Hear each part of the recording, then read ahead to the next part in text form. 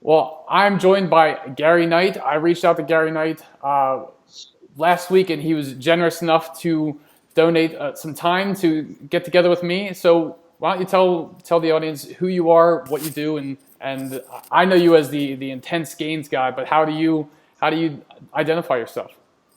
Hey Eric, welcome. Thanks for inviting me to the show. I really appreciate it today. So basically, what I am is originally I was probably an aspiring fitness entrepreneur. So I was looking to get on YouTube, share a bit about what I do, what I love. But in the course of that journey, I've sort of found myself leaving my mining job out in the desert, and I've planted myself in London, a big exciting city. I was sort of faced with the question of, oh, well, can't really be a miner in London, so what am I going to do? And the only thing I could really think of is I can work in a bar for not too much money, or I can just listen, what are some of my skill sets? What are some of my passions? And can I monetize them? And so I've been training with weights for years. I'm comfortable to say I have a fair bit of expertise in it. So it was sort of a no-brainer to go, listen, go get yourself PT certified, do it as quickly as possible. There's probably not much I learnt in the certification, to be honest. I was kind of ready to go, but you got to have it to work. And then luckily, a gym down the road from me, I got an opportunity there. My brother-in-law actually trained there and got talking to the manager and said, oh, listen, my brother-in-law, he's got his PT certificate finishing soon. Maybe you've got an opportunity for him. So I went down to the local gym and basically had a quick interview. They don't check references or anything because how PT works is you pay gym rent essentially, and so to them you're not really an employee. You're more like a high price gym membership sale. Hopefully you succeed and keep all their members happy that train with you. Outside of that, they take a risk because they get paid for that risk. So I hopped in. I wasn't really sure what was going to happen. I didn't know whether I was going to succeed. I knew that I was really good at my style of training and I knew how to teach it, but I really had no idea how the marketplace was going to respond.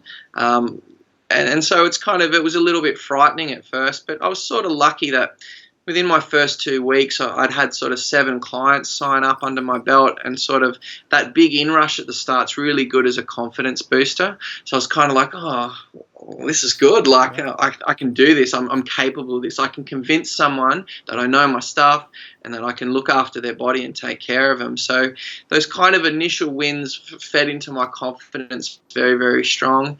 And I'm not really sure whether it was luck or whether I was probably at the right age, the right level of experience, where people are kind of happier to take a risk with taking up your business. Imagine if I was a 21-year-old trying to kind of sell what I do now, probably would have been a much harder, much more different experience. But being a sort of, a 30-odd-year-old male, competent with what he did, I sort of was a little bit lucky. So there's probably a bit of pent-up success and skill that allowed me to kind of sign people early and get those early wins. And so it was pretty smooth sailing from that point. But I guess the biggest problem I found when I first started is because you're kind of desperate to get going, you sell to anybody you can. And so often you find you don't get the right fit for you. And that's something I've really worked on over the winter. And now I've kind of got my business where I've got a lot of clients that are the right fit for me. I'm the right fit for them.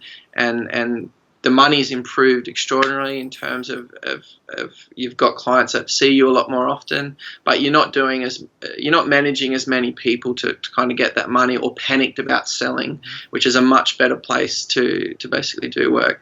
So now I'm in London, I'm working as a PT, and I guess that's my main source of income. But going forward, I want to be more of sort of a fitness entrepreneur, do more sort of online products and online training. I sort of want to split that between more sort of really high-end boutique online training where you get a lot of contact time with me, a lot of personalized touch, very bespoke kind of service.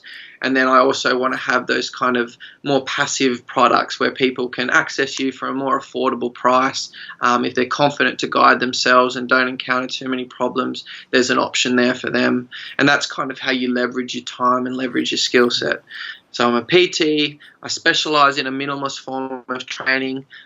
Things like high-intensity training, the Mike Mensa way, are kind of my bread and butter approach. But I kind of sell it and package it a little bit differently for a more normal market. I'm not selling to bodybuilders or aspiring fitness models. It's for general population. It's just for people that sort of want to look good naked, and how can I use my expertise to kind of tailor it to that specific need.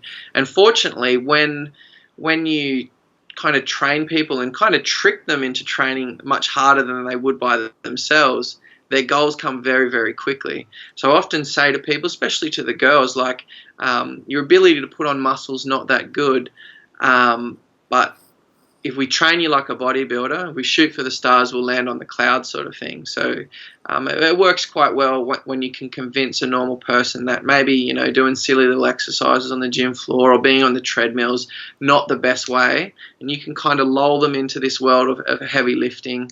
You get them results really, really fast, and you build their confidence really, really fast. So that's kind of me in a nutshell. I was an aspiring fitness entrepreneur, went on the back burner for a bit.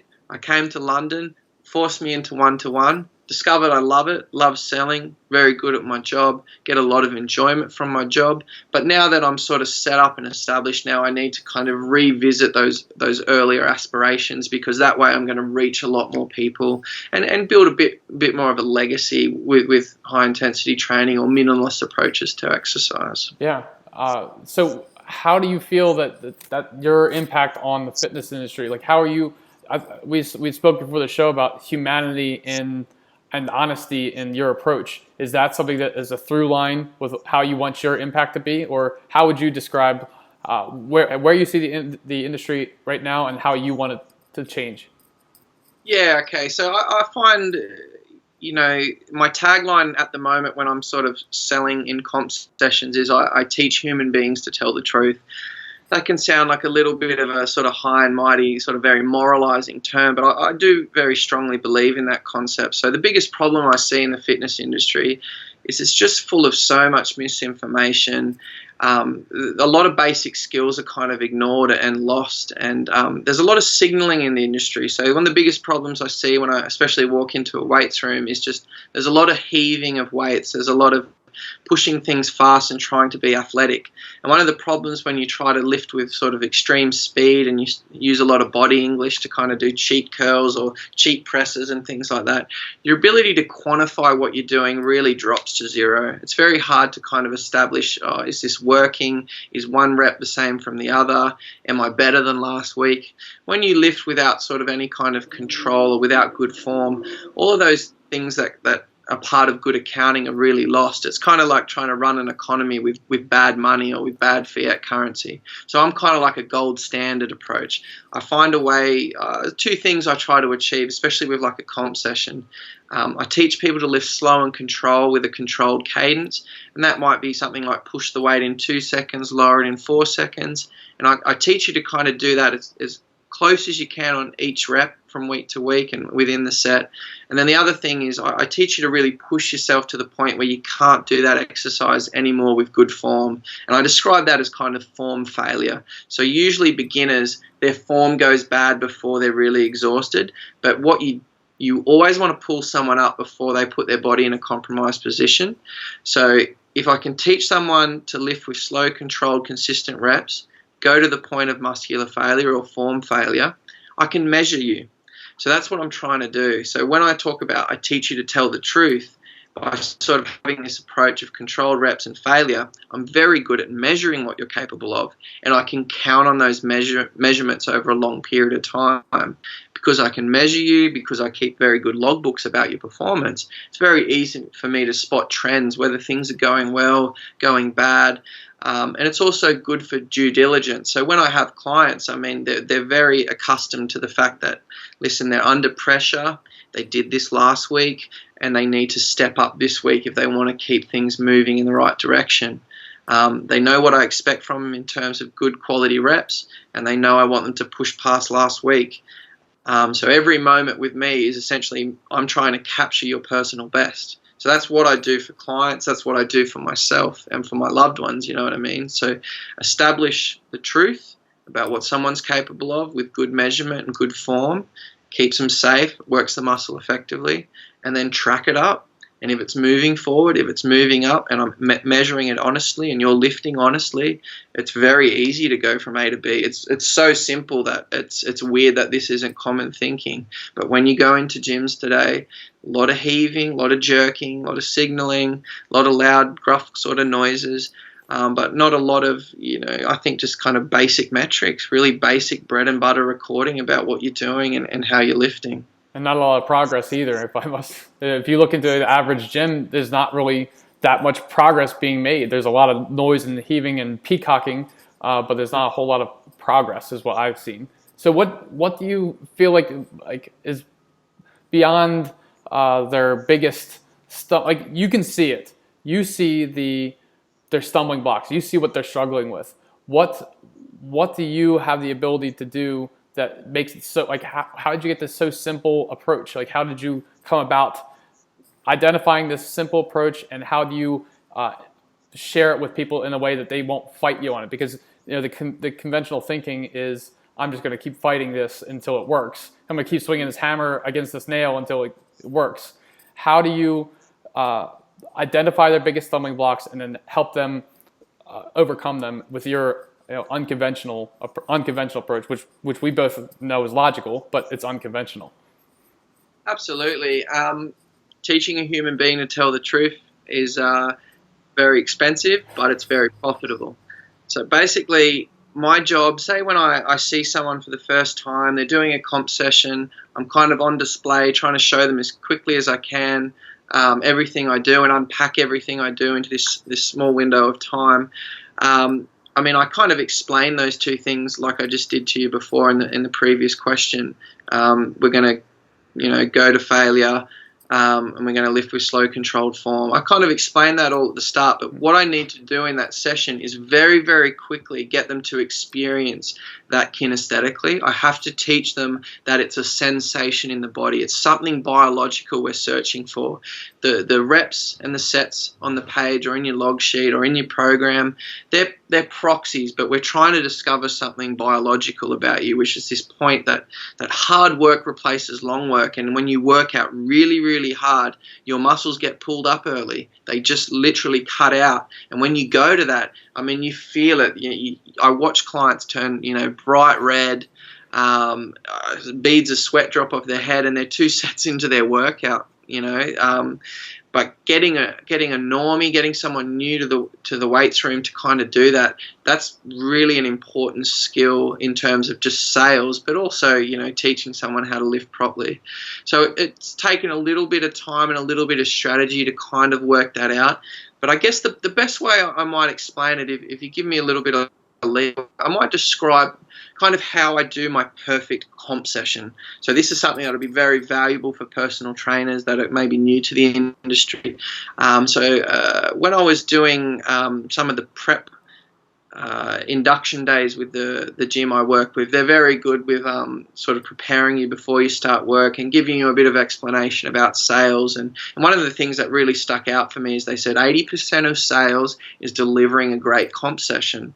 And that's something that I really took to heart because, at the end of the day, if you can't demonstrate what you do really, really quickly, you're dead. Otherwise, you're going to just have to hit people with verbiage or be charming or something to get them across the line in sales. You need to demonstrate that, listen, this is hard work, it works, you feel it in your body and your soul that this is effective.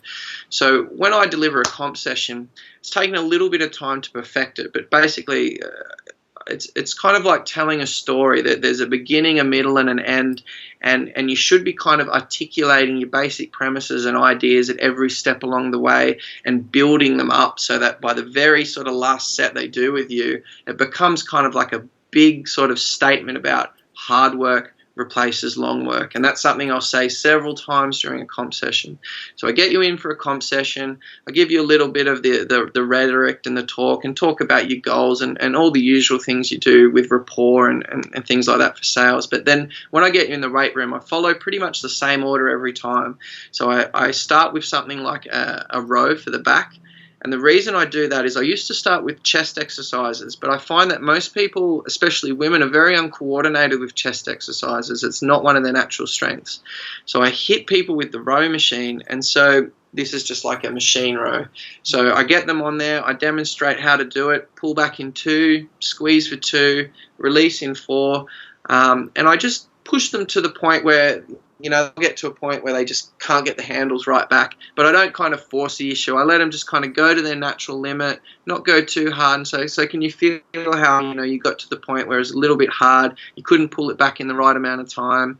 And usually they're pretty coordinated at that exercise, both the boys and the girls. So they have a little bit of an early win. So I kind of demonstrate roughly that we go to the point where it gets just a bit too hard to do properly, and just leave it there. I don't sort of try to over push them on that first exercise. Then I take them over to a chest machine. Usually it's a little bit wonky, but it's going a lot better now that I've picked something that most people do well at the start, so they can port all of that quick knowledge they just gained onto the chest exercise, which usually most people are a little bit weak and unco at. So that's performing maybe 80%, when usually when I'd open with that, it was like 50%. It was like, oh man, I'm really going to have to push hard to teach them this concept. So just by simply changing that order, early win, early success, port it over to the difficult exercise. And you have to keep the chest press because it's in every program. Everybody does it. You got to show it. And then I hit the middle of the routine. I go take them to the leg press. Leg press is really, really good, especially with the women. Good with the men too, but the women really excel at leg press. They've got sort of wider hip base and they perform quite well. And a lot of if they've done sports as a kid, they're quite well wired into the legs and the glutes. And that's where I just hammer it home. So I teach them with a couple of warm-ups to go up in 2, down in 4, teach them the correct height where their legs should come back and go up. Don't lock the knees, those kind of basic technique points. So you're always demonstrating technique points and showing that you sort of understand exactly what you want them to do so they trust you. But I really push them so they get to the point where they're like, no, it's too hard, it's difficult. They're red in the face. They give you this look there. They're like, oh, I don't want to. And you put maximum alpha on them. You beast them. You keep pushing them. You keep pushing them more to the point where that thing barely moves and you might have to push it up to lock it away. So the middle of that that program has to be really, really strong, and you're showing them that you can make them outperform themselves, because your entire business model exists in your ability to take them beyond where they would take themselves. So the first 2 things are just to demonstrate, to get them comfortable, to get them confident. The middle exercise, the leg press, is to demonstrate that you are a pusher, that you are alpha, you are dominant, you will force them to do things they won't do by themselves. Because if you can't do that, you shouldn't be a personal trainer. You have no business being a personal trainer. You have to make people hit their peak. It's really fundamental to what any trainer does, and it's absolutely critical to what I do. My whole methodology relies on that ability to keep you pushing to your upper limits with good form. So that's what happens on the leg press. Then after that, I try to get people out of the framework of measuring reps. So it can be a little bit kind of aspy when we focus on pushing in 2, lowering in 4. It's a lot of pressure. There's a lot of thinking involved.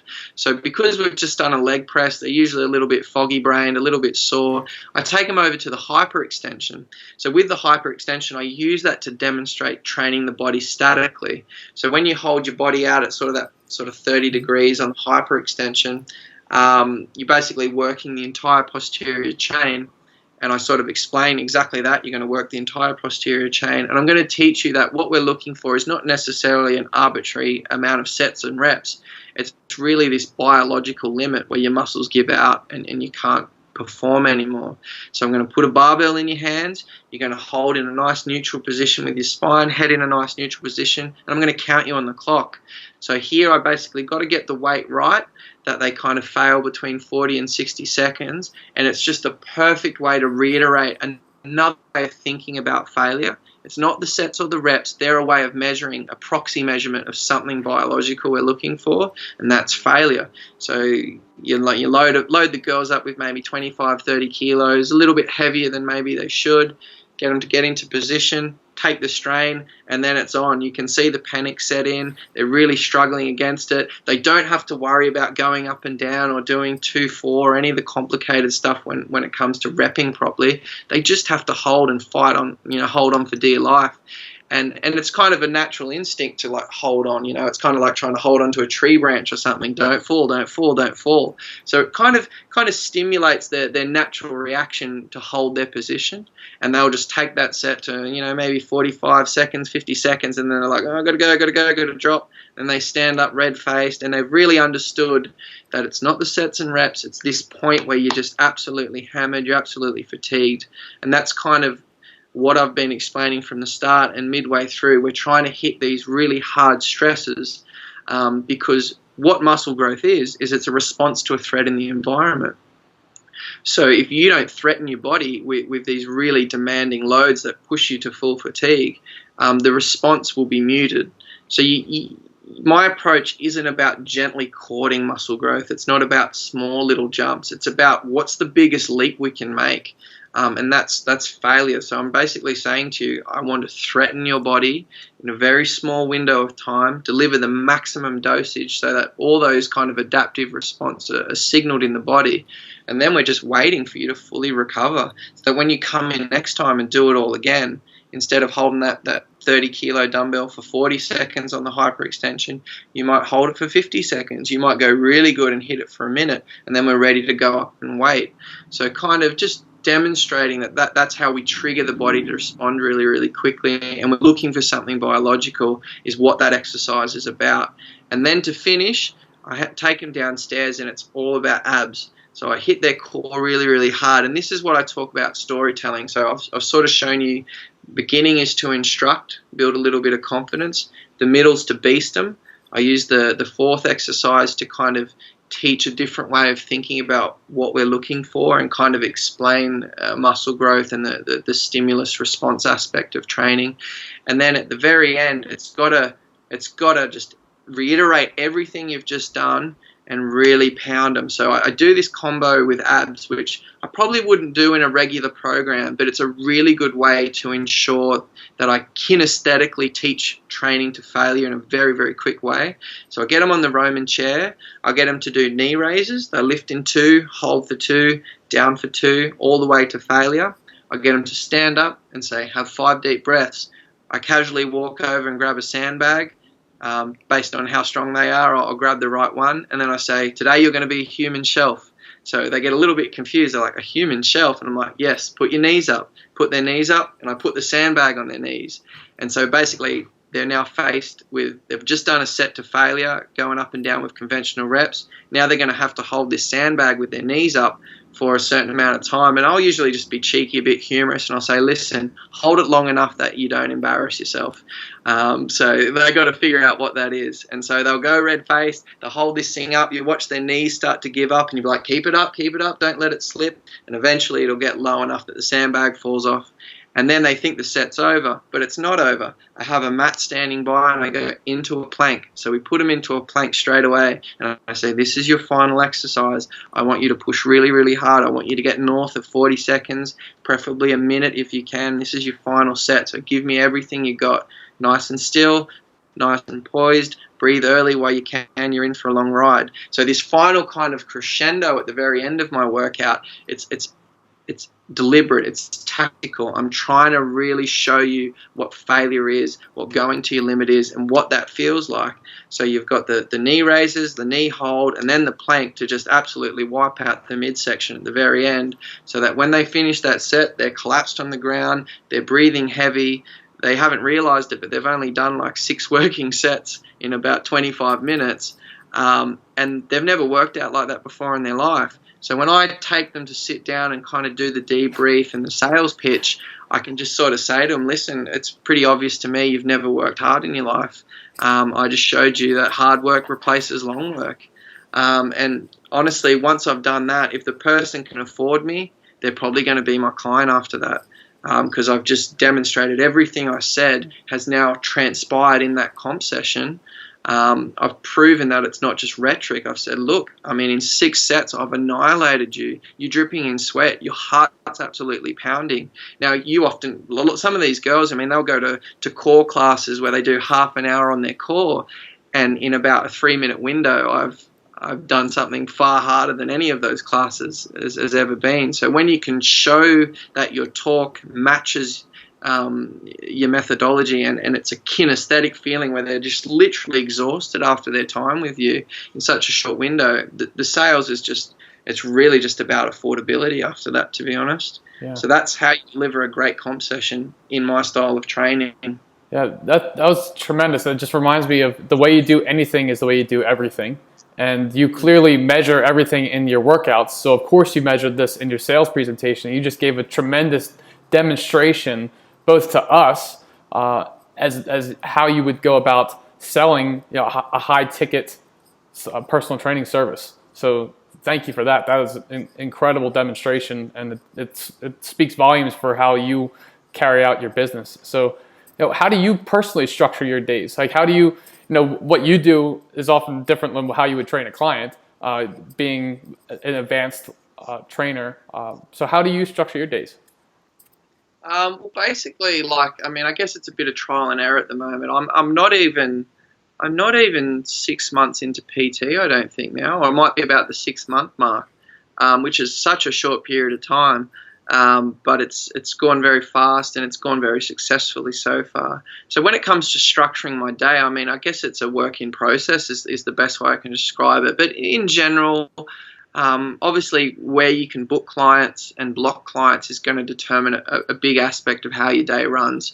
So when you first start in this particular gym, you kind of do like 5-hour shifts a week. So you're doing 25 hours for free instead of paying gym rent. So at that time, I sort of figured out very early on that I'm booking so many clients so early on, but I'm also having to do these hours instead of pay gym rent. I'm really running out of time. I just can't. I'm gonna fail to get people in that want to train with me more often. So I sort of said to my fitness manager, listen, I'm going to take a punt here. Can you put all of my hours into the morning? I want to open every morning, do the thing at the front desk, fold some towels, say good day to all the gym membership, which they're all very valuable, important things to do to kind of establish yourself as part of the furniture in a gym. But obviously it's a lot of hours to start with. Like 25 free hours is exhausting enough. Yeah. Plus I'm starting to, do 10 plus gym hours at the same time. So it's becoming a big week. So when I first started, I put all those free gym hours I had to do all in the morning, so that when I took comp sessions, it was all at night. And if I took a comp session at night, they probably want to train at night. So I just fill my night time. So I was working in the morning, go home for lunch, and then I'd be back at maybe 4 or 5 in the afternoon to start taking clients. But once those hours started to come off, I kind of got a little bit mixed, a few in the morning, few in the evening. But I sort of got a lot of good mid-morning clients have come in quite recently in the last few months, and the mid-morning clients are my favorite. So these are the guys that want to train at like 8, 8:30, 9:30, and if they're training a few times a week, they become kind of your bread and butter for your income. But it means those important hours of like 6:30 and 7:30, which is the crowd that gets in before work, you have space for them as well. So I was lucky that I established myself with some good mid-morning or late-morning clients, and then I just packed my early mornings full. So I've got 3, 4, 5 clients in the morning most days now. So the core of my business is all in the morning. So I'm up at 5:50. I'm lucky that I'm a 5-minute walk away from work, which is an amazing achievement. If you can achieve that, lifestyle design, it all comes down to being 5-minute walk from work, to be honest, or working from home, which is probably the next step.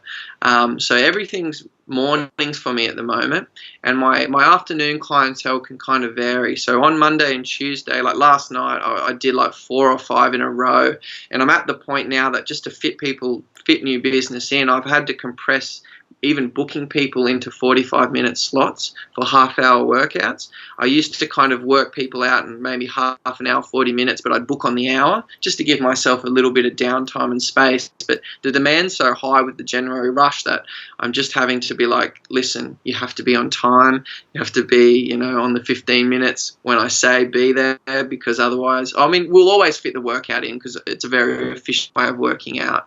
But if we want to kind of go over technique points a little bit longer, be on time so that we have time to address any issues that come up. And even just have conversations and not be rushed, you know what I mean?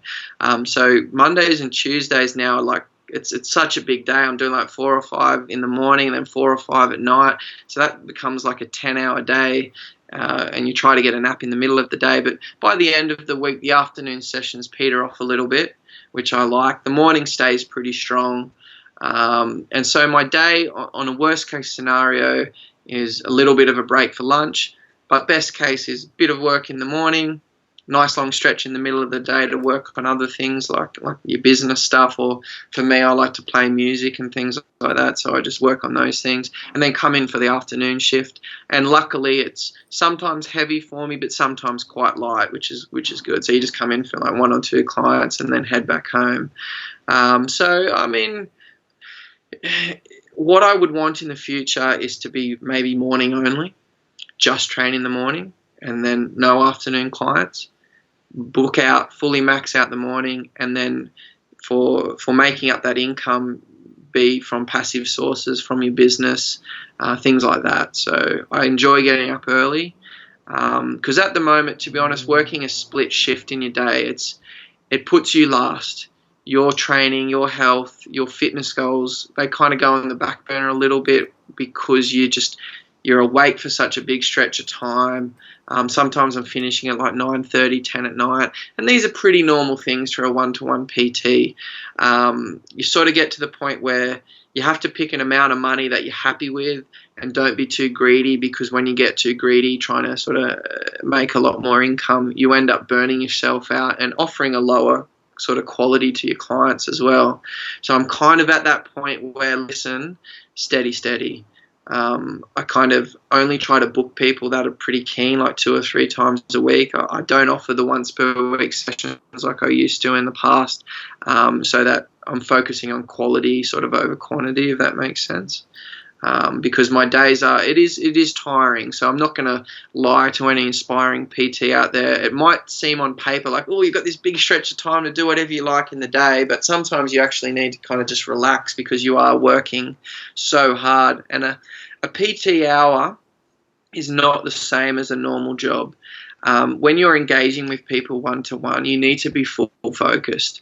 You need to be, absolutely interested in what's going on. You can't be looking at your phone. You can't be looking around the gym. You need to be making sure that they're delivering their best performance and that you're paying full attention and giving full support to them, because PT, especially in London, is not cheap. It's very, very expensive. Sometimes it overwhelms me that I have so many people that can afford to pay this for fitness. It'd be nice to have such a disposable income. So when you're with those people, I mean, you need to be, listen, I'm here for you 100%. You need to deliver that value, work up to your price point.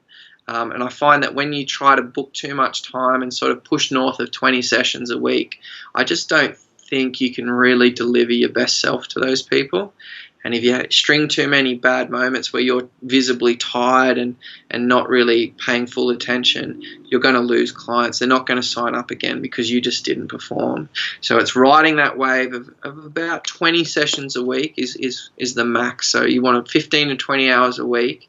Once you do that, you really should be looking to optimize how much you can charge and keep it in that small window, not trying to do 30 hours, not trying to do 40 hours, because it'll just destroy you. It will leave you a mess. Yeah, you clearly have a very high regard for the craft of training. You hold your clients to a high standard. You hold your business to a high standard, and it's very reflective of how even you're approaching this interview, which is it's humbling that you've been able to share such tremendous value already. So who is somebody that you look up to? Who've been your biggest influencers? Okay, so my biggest influence, it's hard. I mean, I have a lot of interests, I have a lot of talents, and that means that when you're looking at a lot of different domains, there's going to be a different kind of hero figure in each of those domains. So, I mean, when you look at sort of the world of fitness, I mean, as a minimalist, as someone who does sort of high intensity training, Mike Mentz is the king for me. And although I have some issues with that form of argumentation, which is called sort of axiomatic reasoning, if anyone's kind of a philosophy nerd out there, there are a few issues with that. It's not necessarily the most truthful way to communicate an idea.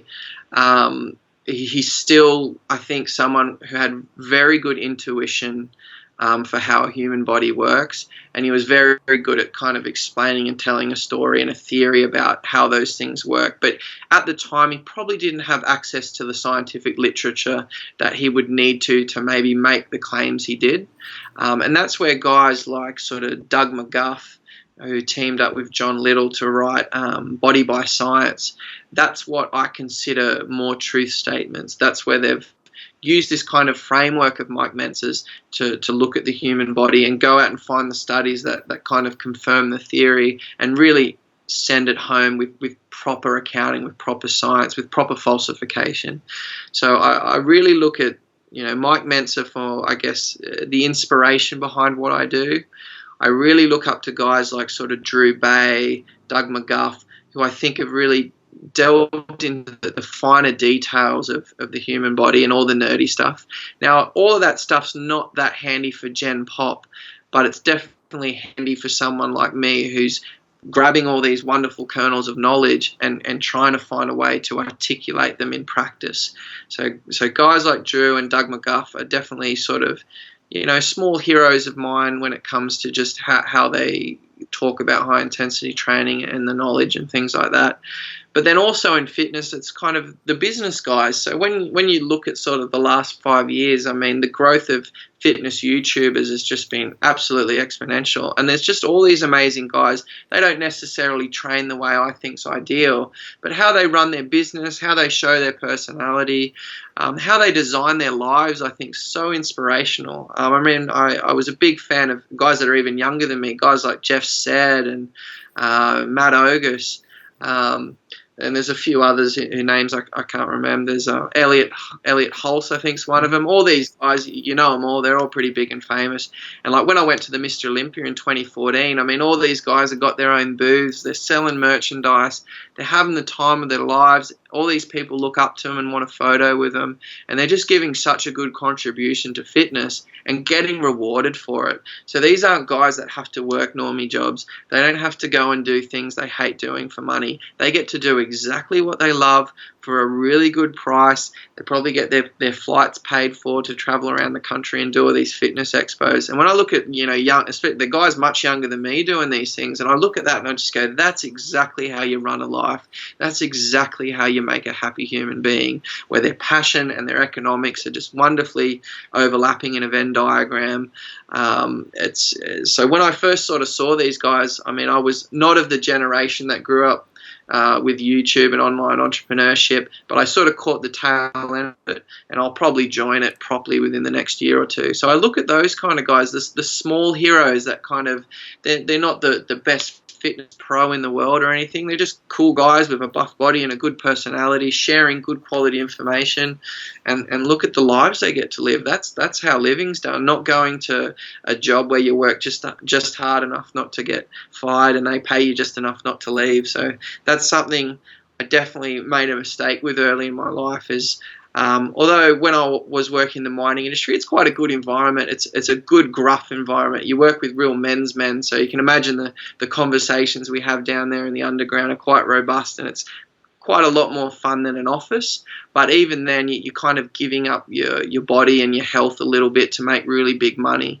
and that's not something I wanted to do long term. So when I look at these guys, the lifestyle design crowd, in the fitness space, they're kind of my inspiration. And even guys like Timothy Ferriss, these authors that publish these wonderful ideas that lead a whole movement of people to radically uproot how they think about living. That's really inspirational. So that lifestyle design, that 4-hour work week stuff, although I don't really believe you can get to a 4-hour work week, you can get pretty close, you know what I mean? and you can do what you love for a living. I really believe that now that I'm doing PT. You can absolutely have a job where you're like, listen, I'm very grateful to have this as my source of income. I've never gone to the gym, being unhappy or upset. I'm always happy to see clients, you know what I mean? So it's a good way to live. And if I can do that in the fitness and entrepreneur space, I'll be very happy. So that's the fitness world. That's kind of my inspirations. But then you look at kind of business and big cultural figures like Steve Jobs that have kind of brought technology into our lives in such powerful ways and created these economies and ecosystems that you couldn't ever imagine that makes possible all these fitness YouTube guys. I mean, you look at that, like things like the App Store and stuff, and you just go, oh, that's just. I mean, it's a usual answer to look at Steve Jobs and go, yeah, he's a hero. But guys like that are inspirational. They just do things. They move society in such profound ways that you can't help but look at them and go, well, I probably don't have quite the IQ to pull that off, but if I can get a small piece of it, I'll try my best. So I really like those kind of figures. And then I'm very, very musical. So I said before, I wear many hats. I've explored many sort of talents and interests over my life. And so I'm a big fan of Prince, which is a weird thing for a buff guy to kind of come out and openly say, but I'm a huge fan of Prince and kind of his work as an artist and how prolific he is and just his style of music and his skill and talent at so many different instruments.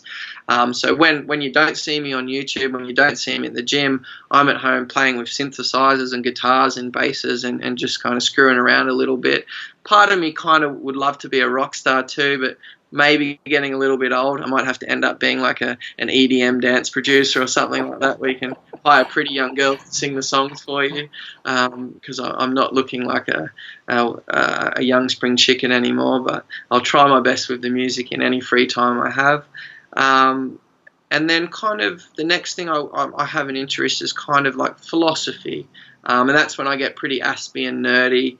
So guys like Nassim Taleb, which is the guy who wrote The Black Swan and Anti-Fragile, these really, really big ideas that kind of peel back the kind of greyness and confusion in the world about how people kind of deceive themselves about what they're doing. And a lot of that stuff that Nazim talks about, how people kind of, they have error and bias and wishful thinking in their approach, really applies to the gym. So when I look at the gym, I'm very much thinking about how are people deluding themselves, how are people not telling the truth about what they're doing, and what does that cost them. And so my approach to fitness is very much about, what's this kind of little red pill of information that's so obvious that no one can see it, and how can I teach people it so that they don't have to kind of approach fitness with this confusion that often comes with reading magazines and workouts of the day and things like that. So I'm very fascinated by any kind of philosopher that can kind of strip away lies and really get to the facts, and facts that are applicable to your life, you know what I mean? Things that really matter, that can kind of shape the choices you make in your life. I don't just want to listen to some kind of treatise that sounds fancy but you can't do anything with it. I'm really interested in those kernels of information and wisdom that I can apply to get some sort of radical change in my life. So looking at guys like Nassim Taleb, also, Stoic philosophy is quite good. It's kind of like a good pop philosophy too. It's really just about being a man and stilling yourself for the vicissitudes of life, and just being able to accept that sometimes life has seasons, there's ups and downs, and be prepared for stresses, because if you can get through tough times, everything will right itself in the end. So I like those kind of things. Well, you've got a tremendous story going from a minor to a PT to a true entrepreneur. You've got the growth mindset to be a true entrepreneur, and as you move into the next big stage of your life, I don't think that you're going to have many struggles, since you are able to articulate and measure effectiveness as you take on these new exciting journeys, and you've built such an amazing foundation to go high. So what's the best way for people to learn more about your style of training, and how to support you in your journey, and really people do it for themselves? How are they going to get in touch with you so that they can get better results themselves? Well, I mean, the best thing is if you're fortunate enough to live in Clapham Junction, which is just at the sort of tip of Zone 1 London. If you come into Fitness First at Clapham Junction there, you can find me. You can email me at intensegainsgary@gmail.com if you're interested in one-to-one personal training or just a chat or a bit of advice. I'll try to get to you when I can. But otherwise, come see me at intensegains.com. That's where all my sort of programs are available there. I've got a program for sale at the moment. Don't rush into it. Just get to know me, get to understand what I do. Check out YouTube. If you look at Intense Gains on YouTube, you'll find me. You'll see some of my videos. And that'll kind of give you a good rundown about me and what I do and how I train. Also at the website, intensegains.com, there's a blog attached to that. The blog's got lots of, not a whole heap of articles, but they're very strong articles, so you'll get a lot of very good quality information out of them. I try to not produce them, every day, but once in a while I sit down and talk about something that's really important, kind of flesh that issue out and try and communicate it as quickly as I can. So come check me out at the website, intensegains.com. Sign up to the email list. Check out the program that's available there. Feel free to contact me personally at intensegainsgary@gmail.com if you're interested in just one-to-one personal training. And there's also a Facebook group as well. But come to the website and it'll lead you everywhere you need to go. I'm going to link all that stuff up in the show notes and give them clear calls to action to get to know you better. Do you have any parting pieces of guidance for anybody? I mean, you've laid on so much good information here for the personal trainer or even just someone who's interested in high intensity training. It's up to you. I might finish with maybe more of the PT sales stuff because I think at the moment that's what I'm most focused on, and it's fresh in my head and it's very, very relevant. So the best bit of advice I think I got when I first started at the gym here was one of the other PTs was kind of very generous with his time in terms of talking about business and sales and things like that, and in a sense was kind of a proxy mentor. Whether he meant to be or was a friendly guy, I don't know, but he was very good at just kind of sitting me down and going, listen, these are some of the pitfalls PTs can fall into. And the biggest thing he said to me was just don't drop your price. He said don't drop it for any reason, any circumstances whatsoever. He said he's seen trainers come and go so many times here, and he said the number one thing they do is they panic. They have trouble selling themselves, and then they start offering cheaper and cheaper rates. And then they might end up booking a few people, but they have to put in so much time for such little return that they burn out for not much money. And how I understand that now that I've kind of gone through that process of sales, and now that I'm selling really like a lot of 3-time-a-week packages, which means people are, I mean, at the moment I'm charging sort of $45 a session when you're on package in pounds. So, you're looking at, north of £150 a week sort of thing to train 3 times a week, which in Australia, that's $300. Now, if I went to Australia and said, give me $300 for 3 sessions a week for PT, I'd imagine you'd have a hard time convincing people. But I don't know, in London there must be a bit more money around, but also I think it speaks to my ability to convince you of what I do and back it up within the session. So that those kind of 3-time-a-weekers, they keep coming. A lot of my clients have been with me from my first week now, which is quite extraordinary. So don't drop your price. You work up to your price point. So that's something I say a lot now when I talk to new PTs that come on board. I said, don't drop your price. You work up to your price point. And at the moment, I'm probably going to rejiggle my prices and send them north a little bit, because I actually believe that for both you work to your price point, but the people that train underneath you, that have tutelage under you, they perform and dedicate themselves up to the price point as well. It works both ways. So if someone wants a cheap deal, they're going to be a cheap client. They're going to perform weak, and you're going to perform weak because you're selling yourself short, and they sell themselves short. The poor man pays twice, and that's what a price signal is about. It's about working up to your price point. So, I have maybe delusions of grandeur, but when I'm PTing in a year's time or in 18 months' time, I would like to be £100 per session personal trainer. That's a big thing to ask. It's very, very ambitious. my current clients under me. To be honest, I'll never put up the price on current clients because I feel like you've invested in me long enough. I'll keep you at that mate's rate for as long as inflation winds it away to nothing, you know what I mean?